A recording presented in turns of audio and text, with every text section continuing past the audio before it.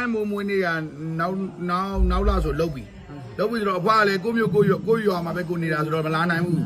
အဲ့တော့အဖွားကဆိုင်မိုးကိုတချင်းလေးတစ်ပုတ်နဲ့မွေးနေ့လက်ဆောင်ပေးအဖွားဆိုချင်တာလေးနဲ့ဆိုလိုက်ဒီစတီဒီယိုတချင်းအဖွားကြိုက်တာလေအဖွားပိုင်တာပေါ့မတပိုက်လောက်ဆိုရတယ်အရှိကြီးဆိုစရာမလိုရတယ်ဟောစုဆိုမယ်ဟုတ်ပြီဆိုင်မိုးတွေမွေးနေ့လက်ဆောင်ဟုတ်ကဲ့ဟုတ်ကဲ့တာတီတော့ဗောစိတ်မစိုးနဲ့နော် စိတ်မဆိုးနဲ့နိုင်အဲ့ဒါ ခွင်လို့ပါကွယ်ကိုရိုင်းနေကိုစိတ်က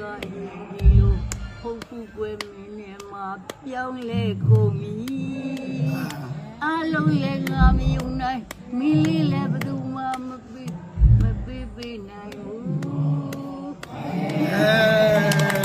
ဒီတိုင်းတပါလေဒါမွေးနေ့လက်ဆောင်ရပါတယ် အဖွားနမ်းပေးလိုက်ပါဦးဒါလေးကိုကြီးဆိုင်မိုးမကခင်တည်းကအ ဖွားပေါက်နေတာဆိုင်မိုးရပြီ